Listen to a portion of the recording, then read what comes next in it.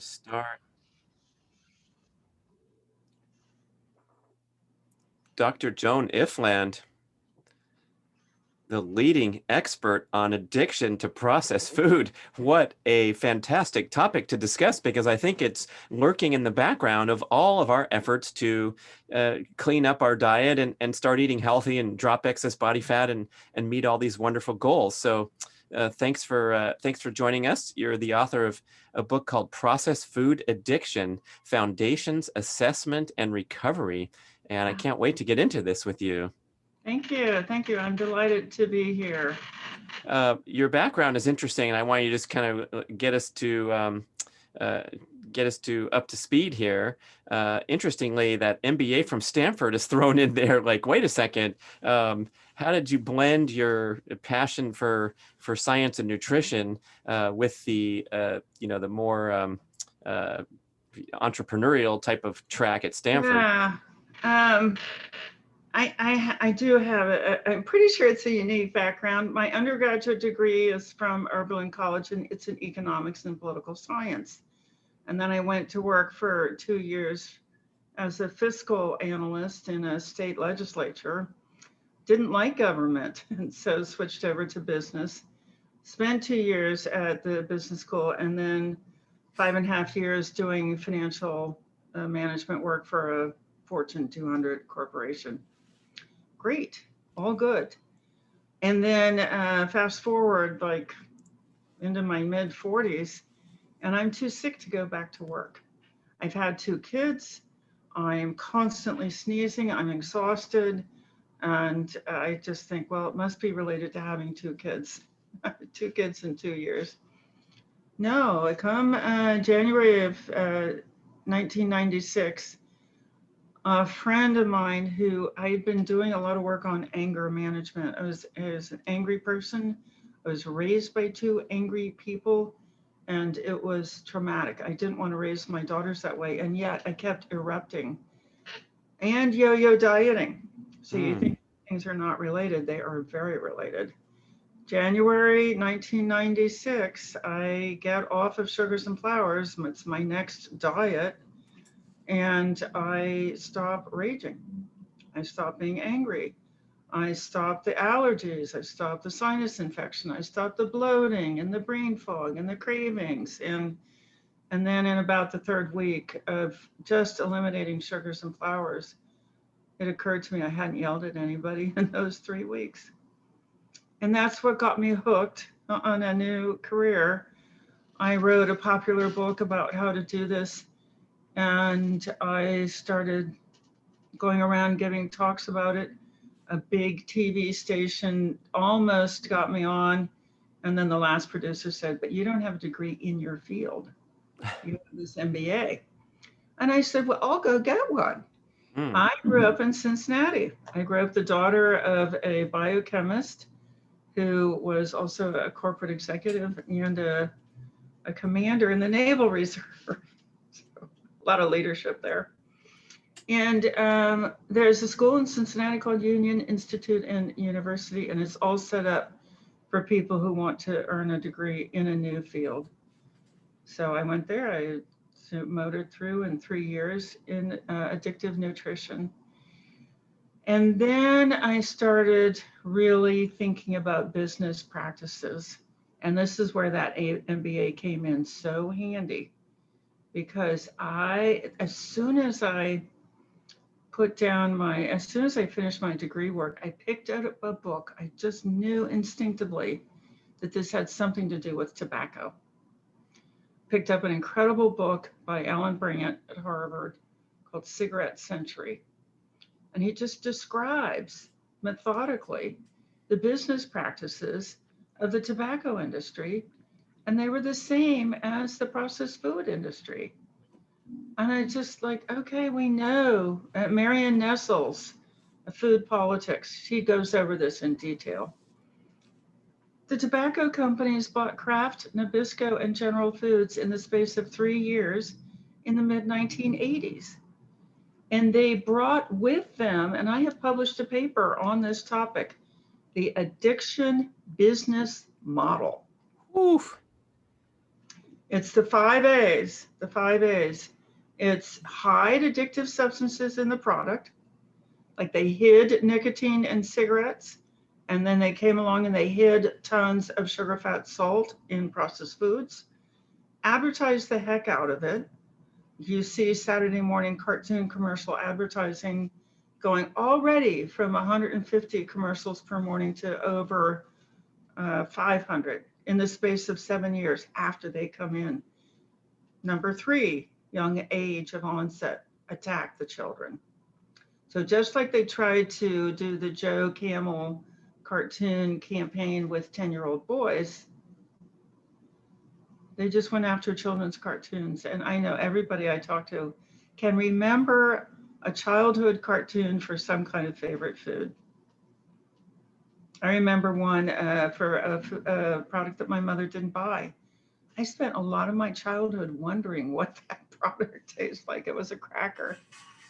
So then you have availability and affordability. You want it to be everywhere. You want people to be able to reach out and pick it up. And that was high fructose corn syrup coming in, driving down the cost of sweeteners. And then they knew that they could make this product cheap enough that people could buy it often enough. Just like cigarettes didn't really become an epidemic until they had the rolling machine. And when cigarettes didn't have to be hand rolled, when they could be rolled by machines, the cost came way down. And then you can addict millions of people. 2/3 of Americans smoked. And now 2/3 of Americans are overweight or obese. Same business model. They were taken out, and then for availability, they were taking out the cigarette machines and they were putting in the snack and soda machines. Well, I guess they saw the future coming. The legislation, the anti-smoking movement was not going to go away, so they had to change course and go buy some major food companies. That's kind of scary. Well, and at the same time, government's coming down on them so hard finally for the cigarettes. And there's the government promoting. You look at the food pyramid, your first question is going to be, how did the bottom row get to be all addictive substances? Flour, gluten, sugar. Well, it's because there was a corrupt administrator of the Dietary Guidelines Committee from a nutritionist from Harvard who was taking money from the sugar industry. Mm-hmm. So not only do you have the government coming down on you so hard, goodness, they're promoting your addictive substance. Those executives must have been dancing in the hallways.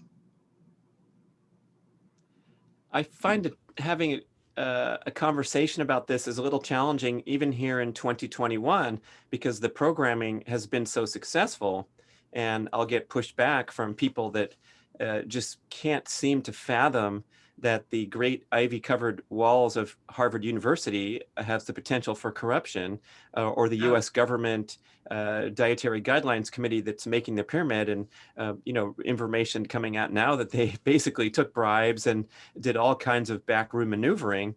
It's just it's just hard to fathom and hard to advance that argument. Great book about it. It's called The Big Fat Lie. By Nina Telitz, and she's a reporter turned advocate, and she just details it. It was a guy named Mark Hegstead. He was a nutritionist at Harvard. He wrote the paper identifying fat as the culprit in heart disease rather than sugar. And we now know that sugar is the culprit in heart disease. Yeah. It's a playbook. It's a strategy.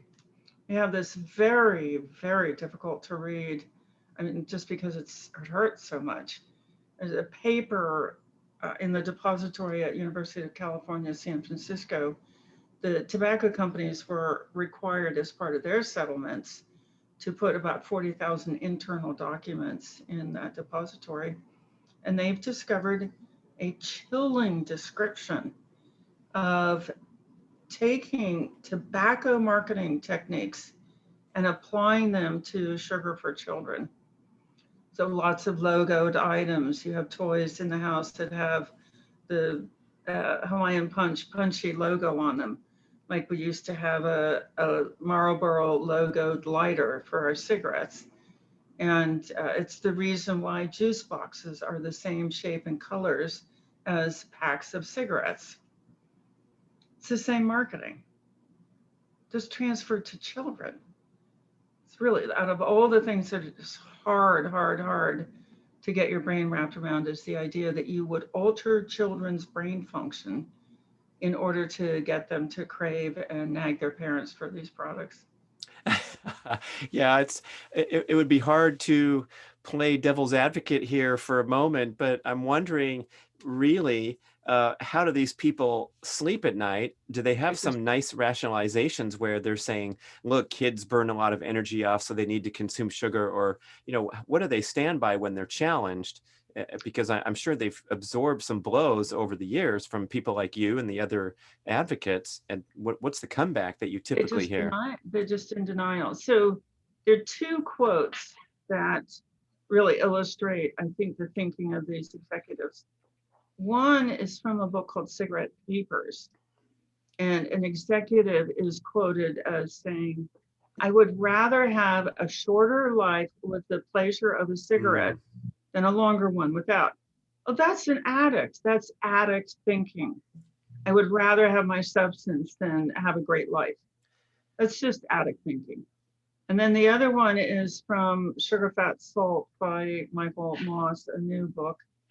And I mean, it's shocking, but he kind of defended the food industry. It's like, what? He said that they were making it, they felt like they were making the food fun. Mm. Well, I know that's not true. I happen to know, I've only met him once, but he's been on national TV with us. I don't remember his first name, but his last name is Lee, Dr. Lee. He's been on television saying this, so I'm not sharing anything out of school. He was the director of research for one of the big food manufacturers. I gave a talk to the American College of Nutrition at one point. He came up to me afterwards and said, you're spot on. I had 3 scientists on my research staff whose sole job it was to make the products addictive. So they know what they're doing. They're doing it exclusively. They're using MRI brain imaging technology to make the products as addictive as possible. There was one consultant also out of Harvard. He has a Harvard degree, a PhD in experimental psychology of marketing. And he devised this method for maximizing the amount of sugar, fat, salt in processed foods. You could max it out to the point where people would still buy it, maximum addictive properties in it. And he went around to all the corporations, and he's now worth $45 million to reformulate their products. He's the one who put sugar into tomato sauce, for example, pasta sauce. Right. Just the maximum amount that doesn't make it an unpleasant taste or something is what you're saying with that sugar, fat, salt formula, that secret Yeah, formula. yeah. And even Michael Moss changed his mind. His first book, Sugar, Fat, Salt, he only uses the word addiction once, and it's a long book. He talks about the bliss point. But in his second book, which is called Hooked, he openly admits in the beginning, he said, I wasn't sure about addiction, but now I am.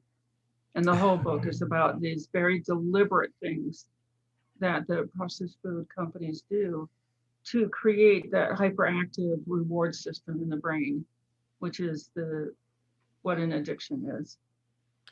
Right, and it's easy to kind of scoff at the comment that you made about the smoker would rather have their cigarettes and die sooner. But I suppose all of us have to take a deep breath here and look in the mirror and wonder where we stand on that continuum, because we all are going to tout the desire to enjoy life, and it's so integrated in the culture that the hot fudge sundae comes on your birthday. I talk on a few shows recently about the slice of cheesecake that I had on my birthday, and I enjoyed it so much, and it was wonderful. I don't eat it every day, but I wouldn't want to give that up because it's part of enjoying life. I don't want to be an ascetic all the way down the road. But where do we stand on this continuum where a lot of things in our shopping basket or in our daily habitual consumption could be categorized as we're addicts?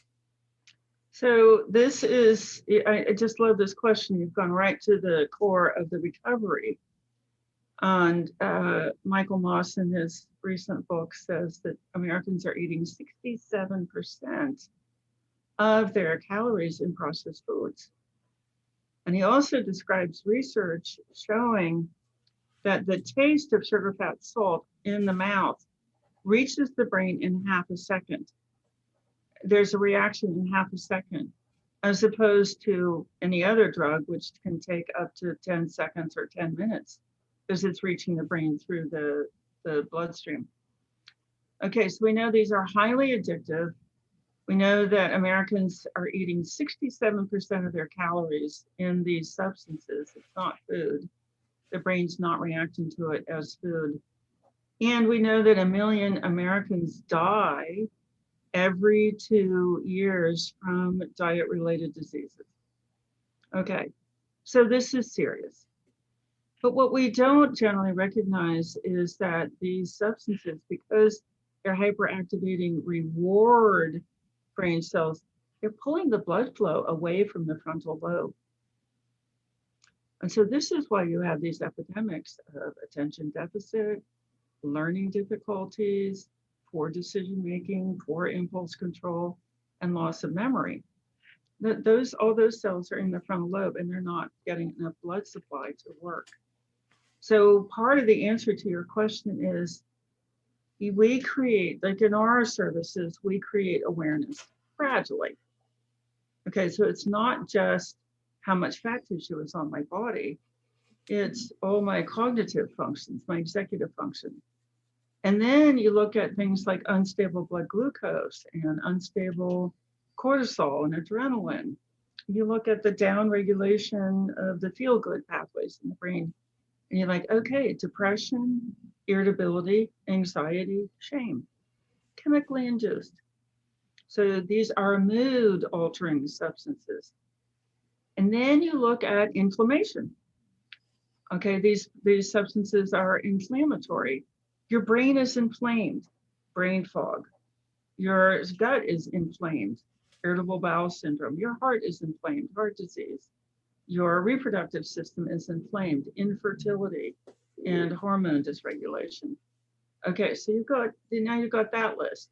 Now you have some behavioral issues, sleep problems, Anger. So the way you creep up on this is you tell the truth, make people fully aware of what the consequences are. Now a natural process can begin. And that natural process is a gradual awareness of the full impact of these substances on the person. And when you get that and you start attach, oh, my skin rash happens after I eat processed foods. My feet hurt after I eat processed foods. My knees are killing me. I ate processed foods yesterday. Once you get those associations and it hurts, you start to associate the substances with pain. And then you develop a natural aversion to them. And it's something that we teach a lot in our programs is just to say with clarity in your mind, it's an affirmation. That makes me sick. That makes me sick. If I eat that, I'm going to be sick for 2 days and then I'm going to have cravings for 2 days. So when you gently and slowly and over a long period of time, train the brain to correctly associate the source of a pain, the brain will develop this natural aversion. And then you're not fighting it. You're just like, oh man, I don't want that. What if you don't feel those immediate dramatic consequences, which I'm speaking probably for a lot of people when they chow down that scoop of ice cream on a hot summer night, and it's a great experience, and they go home and maybe don't realize how their sleep is disrupted. Same with alcohol. I enjoy a glass or 3 or 4 of wine every evening, and it doesn't harm my life one bit, says the enjoyable drinker. But how do we cross that that canyon to really acknowledge that things could be better? Yeah. there's a great way to do this, which is to get off the stuff. And then see, come back. Let's talk in 30 days. I love it. Yeah. So this is, we have a couple of lists on our public website. That one is a list of excluded foods, and the other one is a list of unprocessed foods. And a lot of people cannot do it. You know, they come straight up to it. It's like, okay, can you just eat off this list for a week? What? Then you know that is the ugly head of the addiction rearing up, saying, no, we don't want to try this. No, we don't. No, I don't know if I have the guts to do. I'm going to do it. I'm going to give you my imitation of the addiction inside the head. Ready? No, no, no. No, no, no. We don't want to do that. No, we don't want to try that. No, we don't. That's the addiction. That's the voice of the addiction.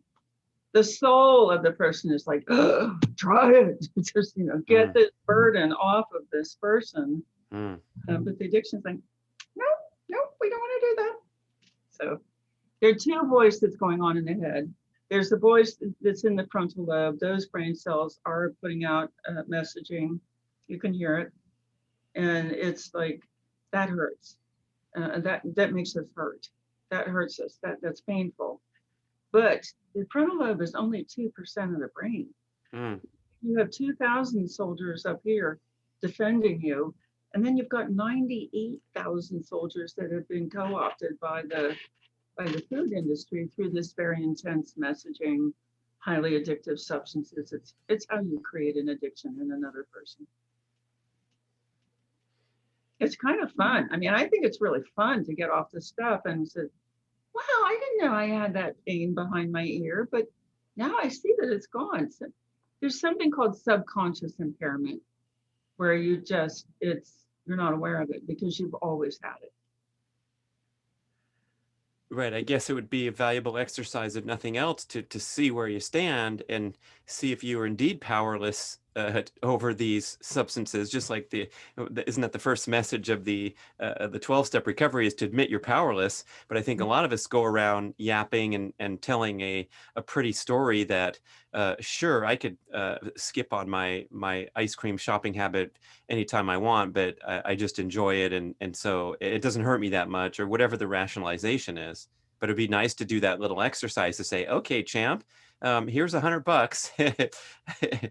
The B.rad podcast is offering any listener $100 to cut out all the addictive and processed foods for 30 days and see how you can measure up. And it is telling. We had a mother once who just thought she'd never get her kids to come around. So this is the deal she made with them. We're going to eat healthy from Sunday through Friday. On Saturday, you can have whatever you want. So the first Saturday, they sat down, they ate a bunch of sugar and dairy and other things, and they were sick. And then the next Saturday, they sat down and they ate a bunch of dairy and flour and gluten and excessive salt, and they were sick. The third Saturday, it didn't come up. Not interested. Didn't even come up. I had a similar experience with my own kids. They were 11 and 12 when I started on this. And my therapist at the time gave me these 4 rules. You can't bring it in the house anymore. You can't eat it in front of me. I'm not going to take you to buy it, and I'm not going to pay for it. So a combination of enabling and not cueing.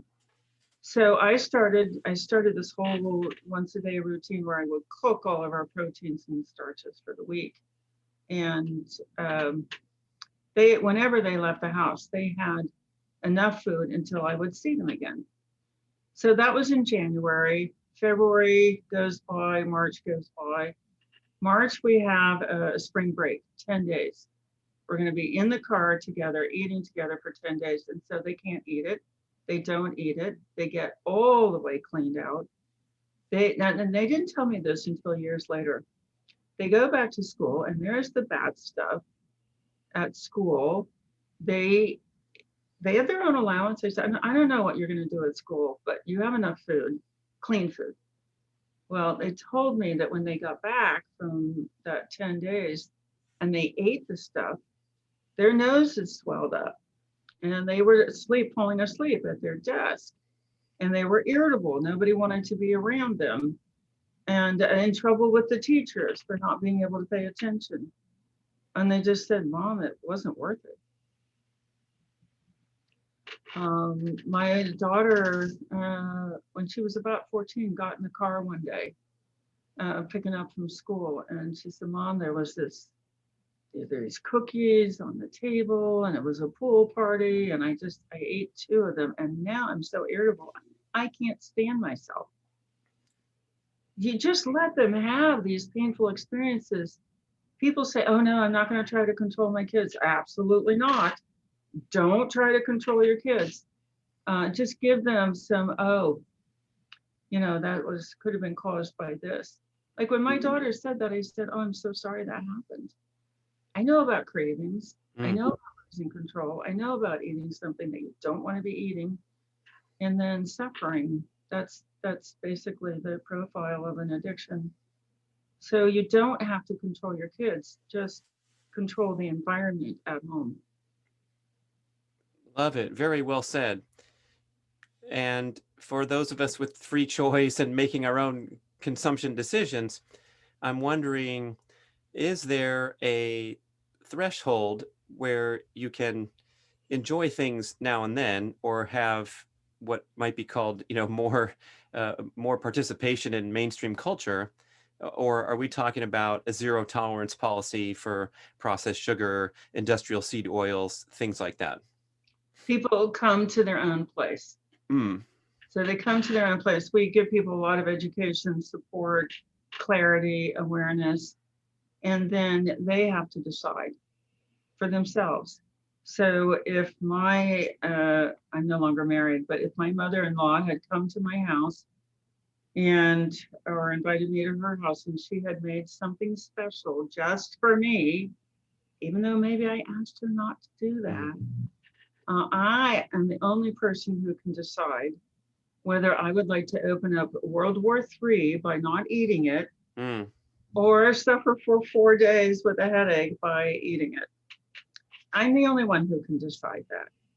There are, it's what you're saying. There are mainstream rituals that involve processed foods. All mainstream rituals involve processed foods. So how do you get rid? We actually train our people on how to get ready for an event like that. How to email the host and ask what's going to be served. How to email a host you just know can't handle it, and say, I'm working with a program now, on allergies, like just something like that. You say, I will bring my own food. And but you learn how to judge situations. What food is going to be there? How tempting is it going to be? How much are the addicted brain cells going to be agitated to the point where I lose control and eat something I don't want to eat?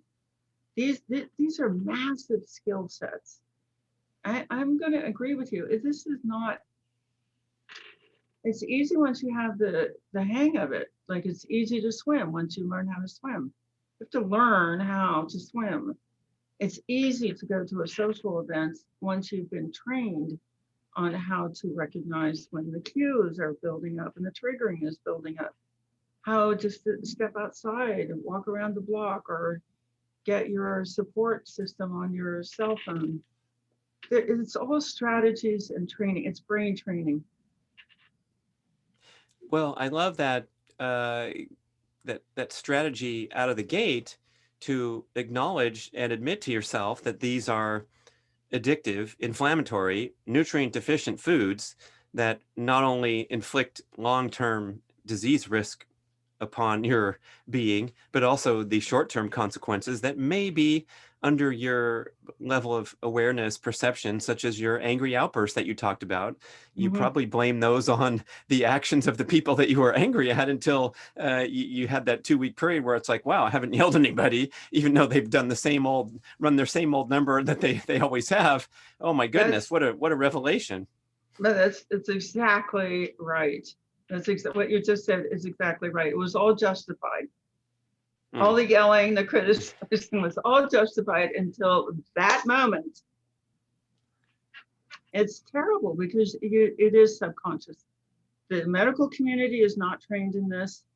And they Mm. are really sometimes like just this new book, Metabolical by Rob Lustig.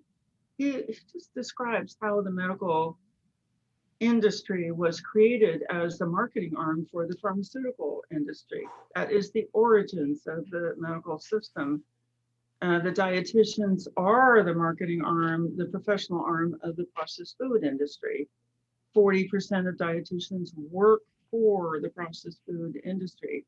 When you go to their conferences, the biggest pavilion in the middle of the floor is Kraft, and Nabisco's right next to it.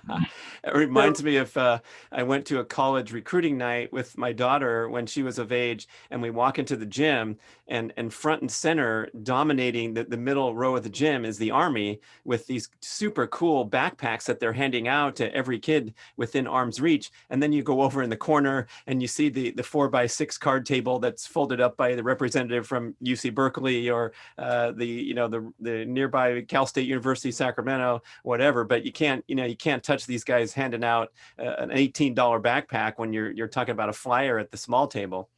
yeah, yeah, exactly. So it's a huge field. It's emerging all the time. The research is, I mean, here's the textbook for the field. There are 2,000 studies. This textbook is built on 2,000 studies. It's the debate about whether it's there is over. The big challenge now is to Gesundheit, uh, is awareness. No, this isn't an eating disorder, and it's not a weight loss program, Hmm. and it's not childhood issues, and you have to deal with childhood issues, but it's not self-sabotage, it's not genetic, it's an addiction, it's a substance dependence issue. And then you choose to change all of your focus right to these addicted reward center cells. That's the main key thing is that you're keeping those cells from erupting and releasing so much craving neurotransmitter that those cells are controlling behavior. It's a competition between the frontal lobe and the Hmm. addicted cells, and you want your frontal lobe to start winning. Wow, well said. I think that's the pull quote of the episode right there, that competition, that battle. And I think Yeah. we're all familiar with those voices talking to each other on one shoulder or the other, including Mm-hmm. that voice that says, you know what, I'm deserving. I've had a rough, busy, stressful day, and now I'm going to sit down and stick my hand to this bowl of popcorn because I'm a deserving individual. I need to relax and whatever the message, the story is. Yeah, yeah. So we know that the stress brain cells are very closely entwined with the addicted brain cells. So stress eating does not exist. Stress activates the addicted brain cells, and then you're eating addictively. Emotional eating doesn't exist. Like if you look up in the diagnostic manual for addictions, you don't see like emotional alcohol use, or you don't see stress cocaine snorting. Because those are clear. They are substance use disorders. And they Right. know that the emotional and the stress come from the addiction. Oh, So oh. the other way around. Yeah. Uh, would also the addictions present themselves when your emotions and stress levels are high? So it's a continuous Mhm. circle. It doesn't have to be one Mhm. before the other. It's a cycle. The Right. stress activates the addiction, and then the addiction activates the stress. It's nasty. It's really nasty. And people will experience it in the advanced stages of it. You have these conversations inside the head. It's like, oh, I'd really like to eat that. No, I'm not going to eat that. But okay, well, I'll just eat this one. Oh my God, I ate the whole box. Now I have to go to the grocery store. Well, I'll get 3 boxes. I'll put 2 in the laundry room and I'll eat the other and put the other one back. And then, oh my God, I hate myself. I hope nobody sees me. This is a constant stream of thinking in the head of somebody who's got this addiction in the advanced stages. Well, I also like this is a line from your bio information where you're saying that it's really not your fault, Yeah. rather than a moral or emotional weakness that you continue to Mhm. see these foods showing up in your shopping cart in your cupboard. It's just a result of addiction, Mhm. strongly driven by the big food machines, which brings me to a Mhm. question where you're saying the awareness is out there now, the science, you have 200 references in your book, but we're fighting a mighty beast with a lot more money than the nonprofit food advocacy group. So where do you see this thing playing out? I mean, tobacco essentially has been taken down pretty successfully, at least in our country. Now I'm sure the tobacco companies are rising their profits in the developing countries that haven't caught up. But where do you see this food war playing out between the individual, well-meaning consumer and the giant food conglomerates? Well, this is where you come in. This is so arresting. It's almost like once you hear this information, the whole world starts to make sense. So honestly, people like you are going to get it out there. There is a whole communication system that's not controlled by big Mm, media. Big media is totally dependent on the processed food manufacturers for advertising revenue. So you're just like, you can look at the one fad after another promoted by media. They all make food addiction worse. mm, All of those fads make food addiction worse. Um, and you just, like, I am going to a conference, I'm going to Low Carb USA in a month or so. Practitioners are showing up at those conferences. They're watching this. We've got a couple of doctors who are working with us, and how do we integrate this with our practices? We now have a system. That was the other place where my MBA came in handy. We have a system, it's called immersion recovery. So we've been immersed in the food industry for our whole lives. Now we can be immersed in recovery. How did the food industry get us addicted? A lot of it was messaging, because 98% of the brain automatically stores whatever it hears. It doesn't have a filter. It was developed in a time when everything was true. mm. You didn't have language, so nobody could deceive you. If that was a tree, that was a tree. It wasn't a fake tree, you know. So this part of the 98% of the brain, it's been evolving over 7 million years. The primitive brain, 7 million years, the midbrain, 3.5 million years, the frontal lobe, 200,000 years. Hmm. Tiny. It doesn't get any control over the rest of the brain.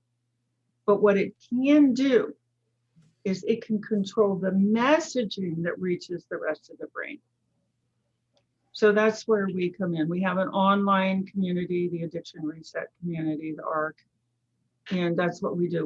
We over Zoom, we have 15 hours a day of positive, live messaging. You have control, you have power. This food really does make you sick. And so we're gradually replacing oh, this is really fun, and look, everybody's eating it. And no, those diseases are caused by something else. That messaging is how we got sick, and positive recovery messaging is how we're making people well.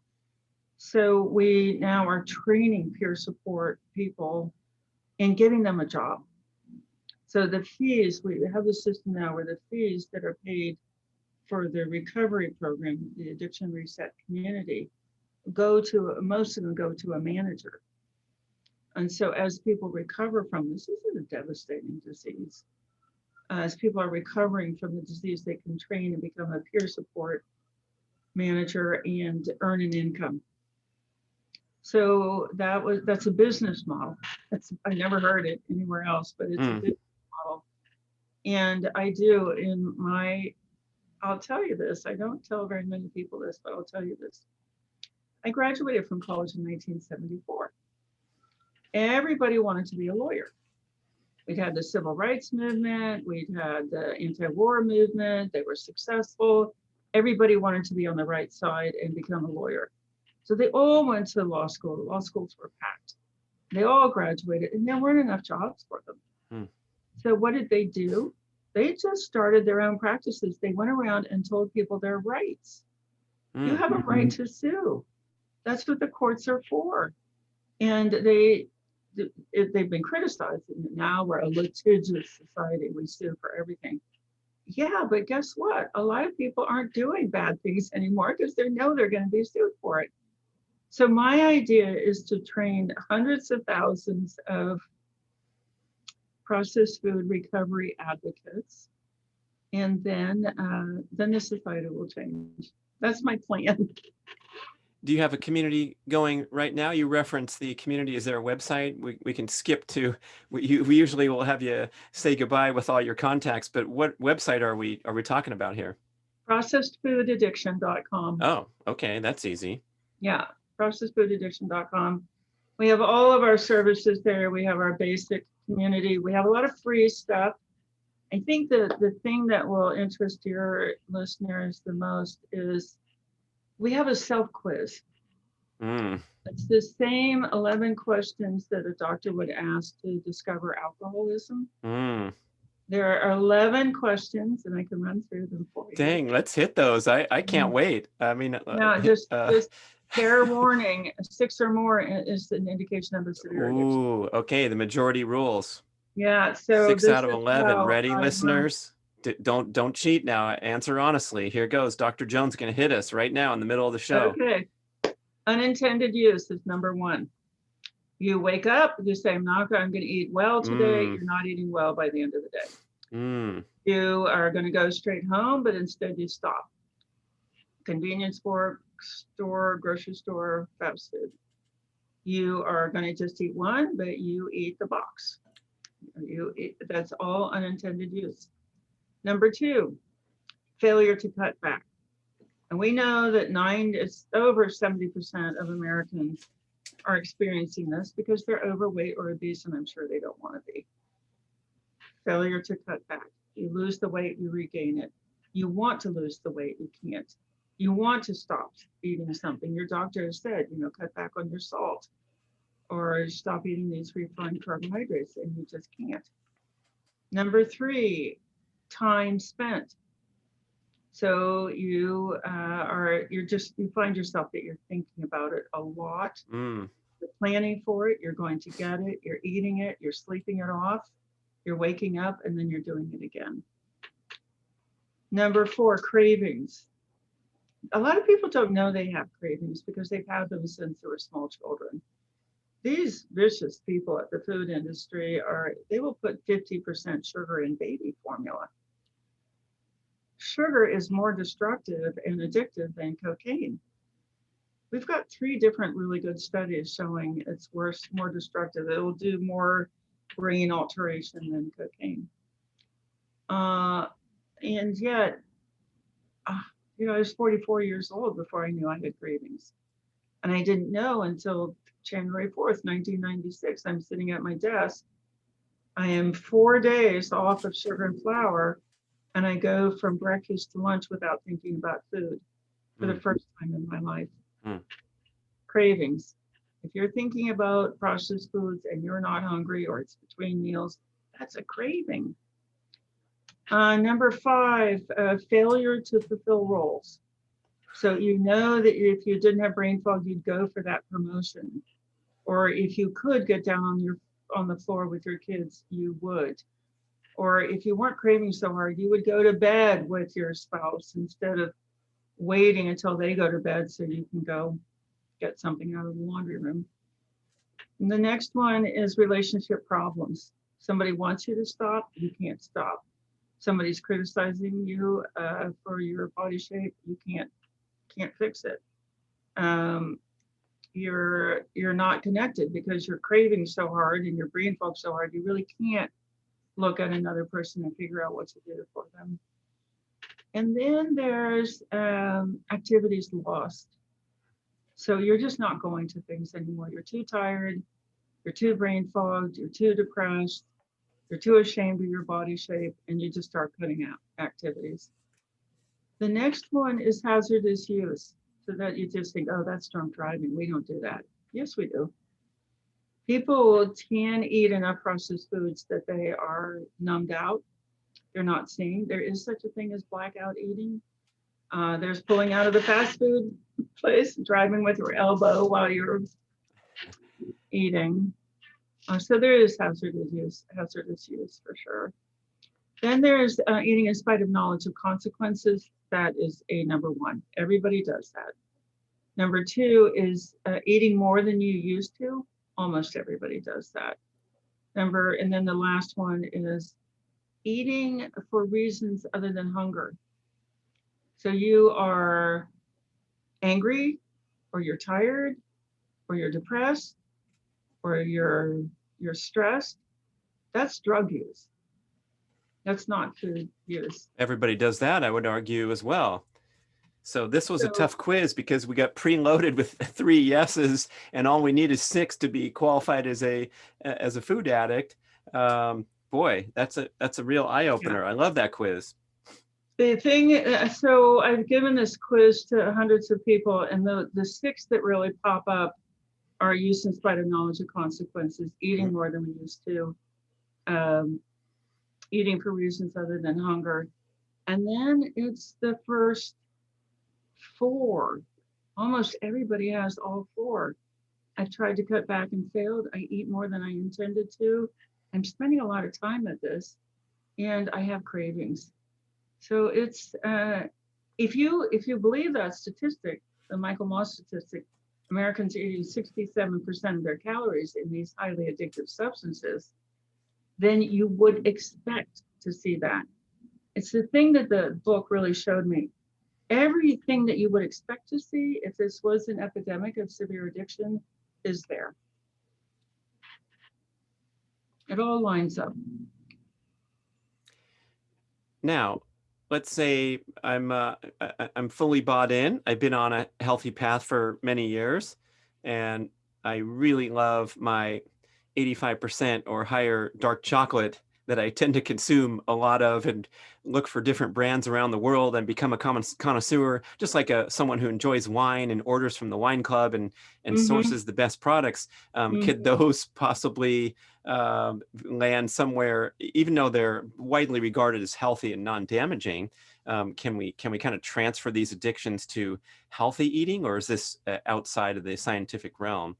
Well, this is really such an excellent question. There are quite a few reasons why processed food addiction recovery is much, much harder. And I don't want to discourage anybody, because now we have a program. Over these 25 years, I finally figured out what does it take.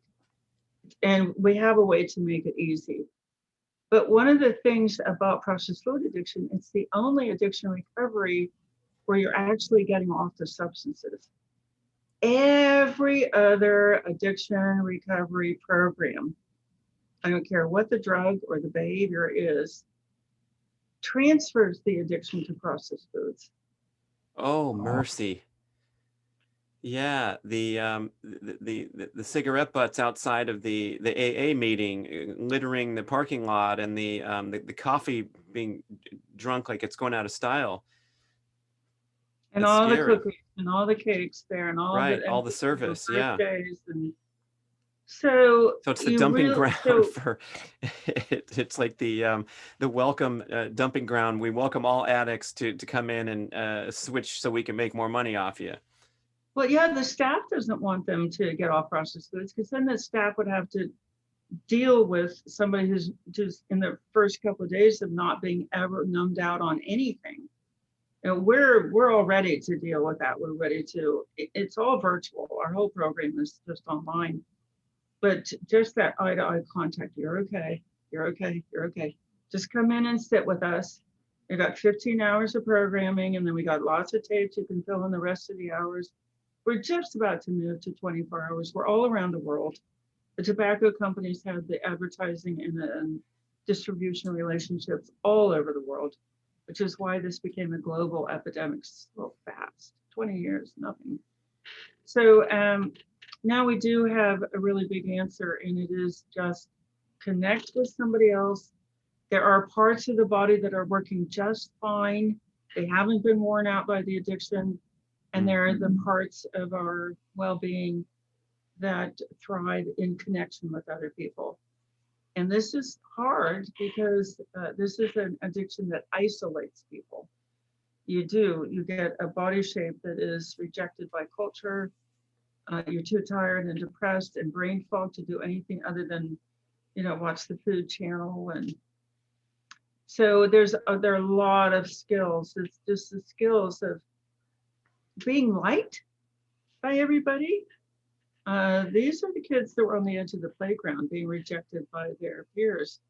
So just getting used to being liked and accepted and celebrated and admired. It's a whole skill set, relationship enhancement. It's fun though. I got to tell you, it is super, super fun. People have been told, you're never going to be out of pain, and then they're out of pain. Right. Or your stomach is never going to repair, and then the stomach repairs. You're never going to be clear of this depression. It's lifetime. Your parents had it, your grandparents had it, and then boom, it's gone. It's actually a lot of fun. Yeah, it happens every day. It's not too hard to see those stories. There's thousands of success stories literally published at marksdailyapple.com. Over at Meet RX, there are people talking about the freedom from the conditions caused by the plant toxins that seemingly were healthy foods. So all kinds of people cleaning up their diet and miracle healing, really. You can't say too much about that. Now, when we're talking about the actual categorization of which foods are a processed addictive category versus those which are thumbs up and healthy, can you give us any guidance there? Because I feel like there's some in between stuff where, the Power Bar company, I used to chow those things when I was a racing athlete, and they by and large have created a brand that is aligned with healthy athletic lifestyle. But upon reflection, this is a heavily processed product that's devoid of anything really healthier in its natural state. And you might want to throw that in there in the potato chips category. But where do you stand on all that?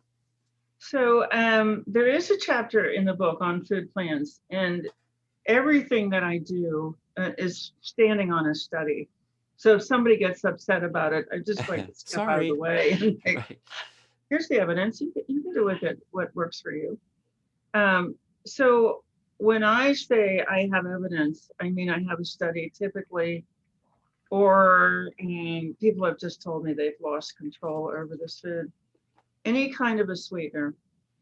And people are so sensitized now, they're so sensitive that even high sugar fruits can set off cravings and loss of control.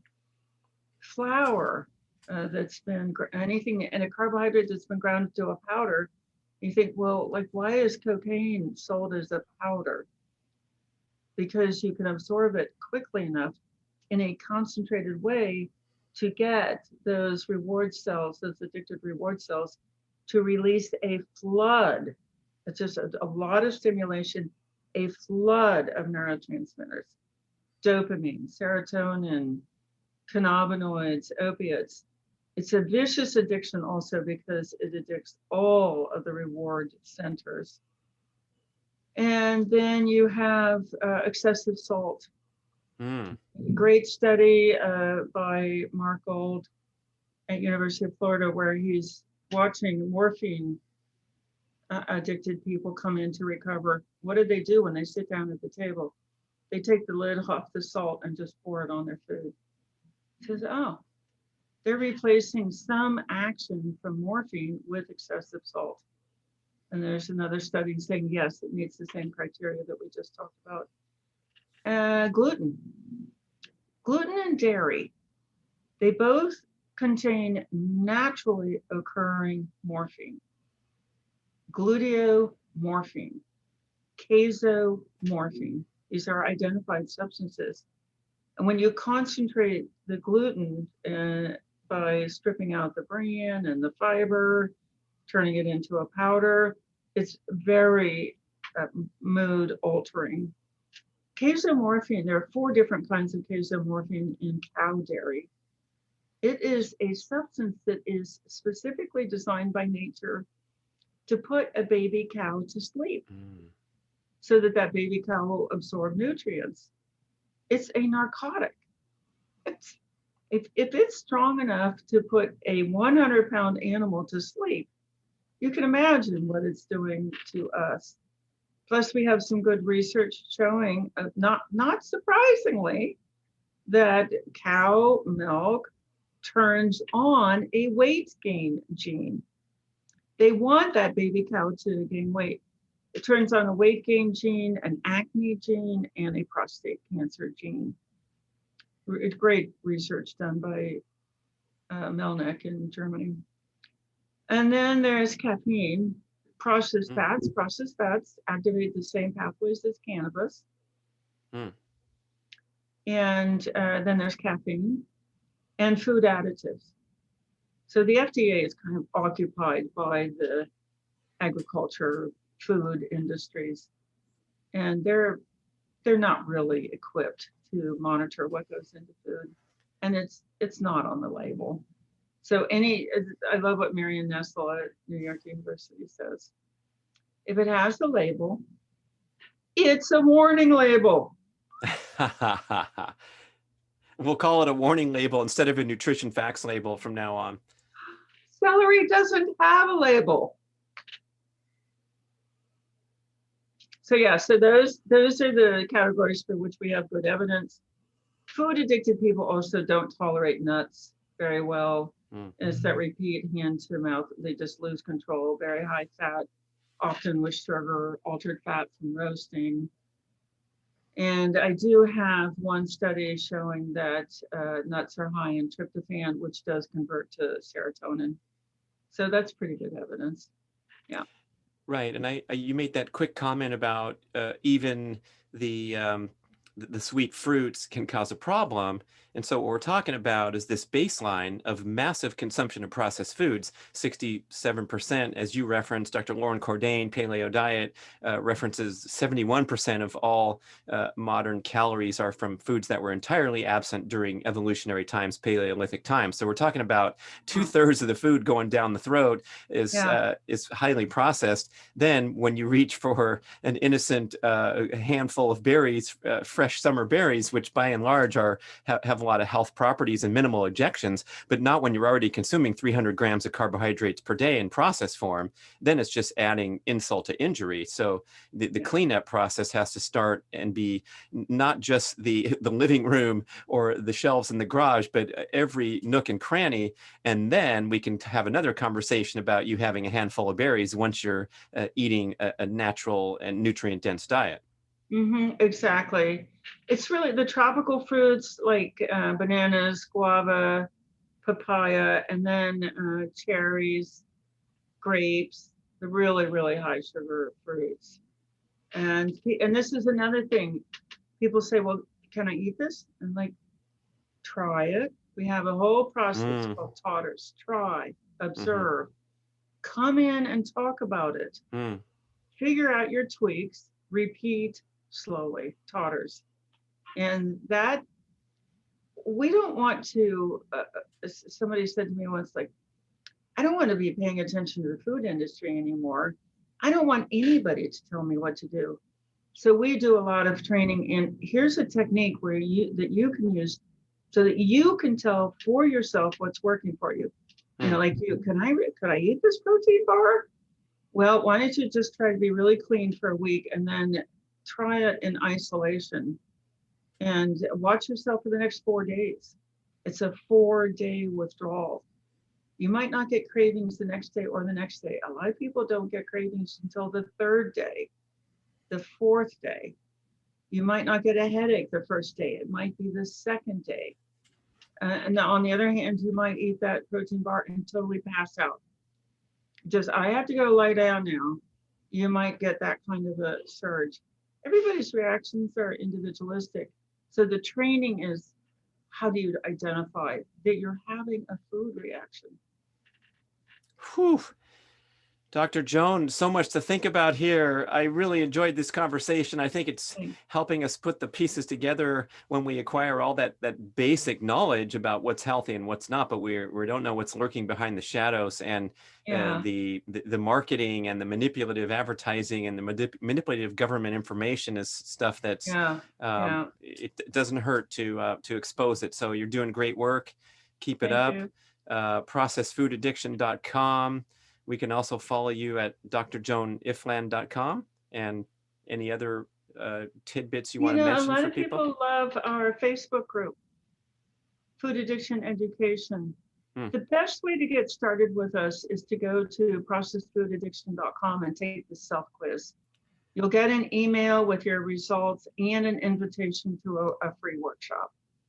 And there we'll just go over, you know, what does it mean to know that it's not your fault? What does it Mm, mean to know that you've had all these diseases and that they could go away?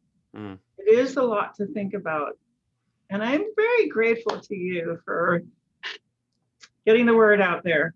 It means a lot. Thank you so much. Keep up the great work, Dr. Joan. Thank you for listening, everybody. That is a wrap on a powerful show. Da, da, da, da, da, da.